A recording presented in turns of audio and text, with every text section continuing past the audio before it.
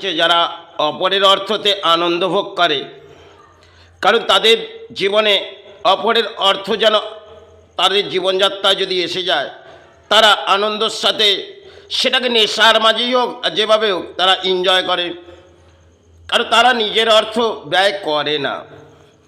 যতটুকুন অপরের অর্থ দিয়ে সে নেশাযুক্ত হোক আর বহু কিছু আনন্দ সহিত তিনি হয়তো জীবন কাটায়। আজকে দেখবেন রাজ্যের মাঝে নেতারা সেই পরিস্থিতিতে হাঁটছে, কেন দেশের অর্থ নিয়ে এরা বিলাসিতা করছে, আর দেশের জনগণ ভাবছে ইনি আমাদের সাহারার মাঝে এসেছে। এ এক বাংলার মনে হয় অদ্ভুত খেলা চলছে। কেন তারা তো পথে বসে দেখেনি। যখন আপনি পথে গিয়ে কর্ম করবেন, আপনি বুঝে উঠবেন যে কর্মটা কতটা গভীরভাবে, সেটা যারা পথে কর্ম করে তারাই জানে।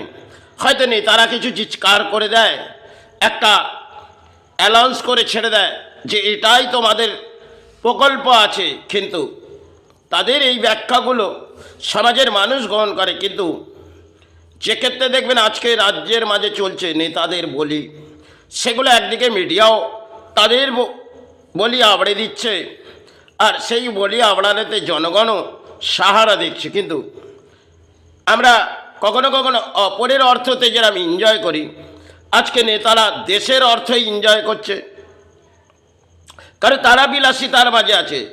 আপনার দানপত্র জীবন যাই ঘটে যাক না কেন, আপনি যখন পথে গিয়ে কর্ম করবেন তখন আপনি বুঝে উঠতে পারবেন সে কতটা কষ্ট লাগে। আজকে এরা ব্যাখ্যা দেয় বটে, কারণ এরা যেটা ব্যাখ্যা দেয় সমাজ গ্রহণ করে, কিন্তু সমাজের বহু মানুষ পথে হয়তো কর্ম করে, তারা বুঝে উঠবে যে কর্মটা কতটা কষ্ট হয়। আর এদের তো বলি আওড়ানোর কোনো ব্যাপার নয়, এরা নেতা, এরা যে বলি বলবে জনগণ সেটাকে গ্রহণ করবে। এ বাংলার তো সৌভাগ্য বলে নয়, এ বাংলার দুর্ভাগ্য। কেন নেতারা সময়কাল থেকে হয়তো নেতারা এসেছে, আর রাজ্যের মাঝে দেখবেন রানী এসে এই রাজ্যের পরিস্থিতি যা দেখিয়ে গেছে, কারণ শিল্প সরিয়ে গেছে আর এসেছে নতুন কিছু শিল্প প্রকল্প।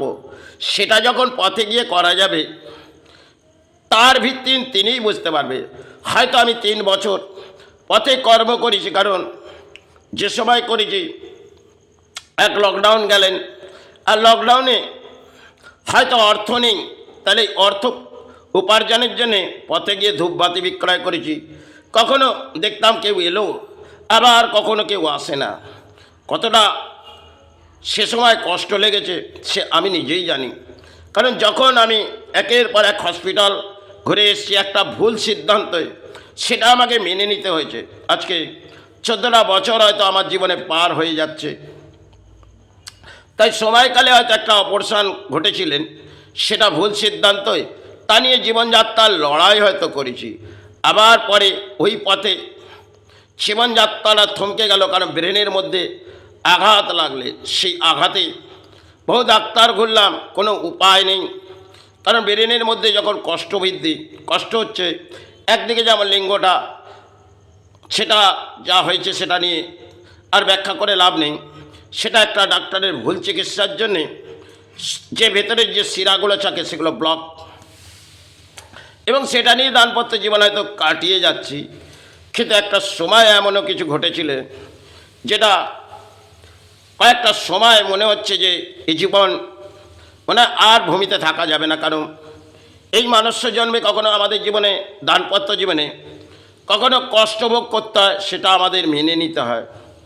হয়তো সমাজে কিছু মানুষ তারা হয়তো দেখবেন এগুলো নিয়ে ভাবে না, কিন্তু সমাজে দেখবেন কিছু মানুষ আছে তাদের দারিদ্রতা আর দুঃখের মাঝে তারা কাউকে ব্যাখ্যা করে না।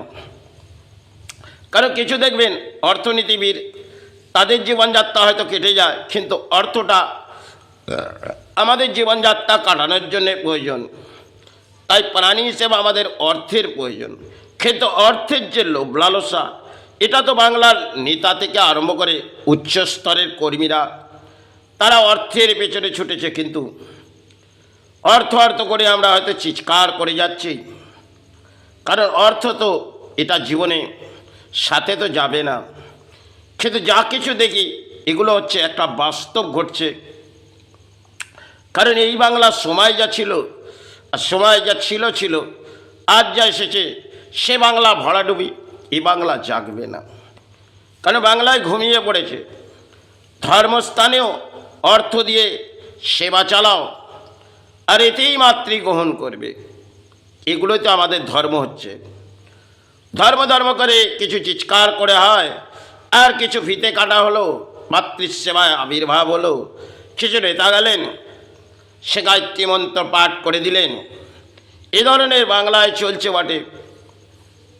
আর নতুন কিছু প্রকল্প শিল্প এলো, যে শিল্প বাস্তবায়িত মনে হয় যদি করা যায়, তাহলে তার দুর্ভাগ্য ছাড়া সৌভাগ্য আসবে না।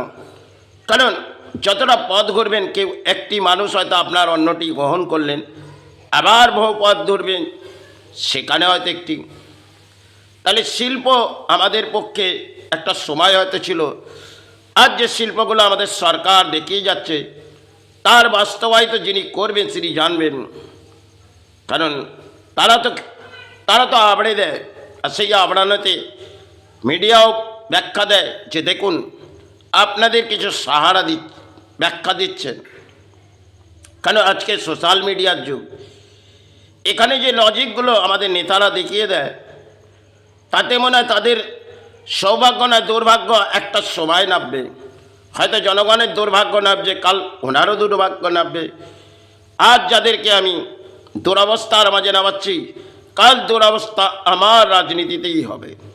কারণ এটা দেখবেন একটা ম্যাচ খেলে, আর ম্যাচের মধ্যে এরা জয়ী হয়ে যায়। আর সেই ম্যাচ খেলতে খেলতে এরা কখনো হেরে বসে যায়। সেরকম একটা খেলার ম্যাচ দেখছেন, হয়তো জিতলেন, আবার কেউ হেরে গেলেন। এই ধরনের একটা ম্যাচ চলে। ম্যাচ চলতে চলতে শেষ পর্যায়ে এসে যায়, তখন কেউ সেটা নিয়ে চলে গেল, আর কেউ হেরে চলে। এই তো জীবনযাত্রার মাঝে আমাদের লড়াই থাকে। আর এই লড়াইয়ের মাঝে আমাদের প্রাণী হিসেবে বহু কিছু কর্ম থাকে। তাই কর্মের পেছনে আমাদের হয়তো জীবনযাত্রা থাকে। কিন্তু আজকে যেগুলো হচ্ছে সেটা বাংলার দুর্ভাগ্য।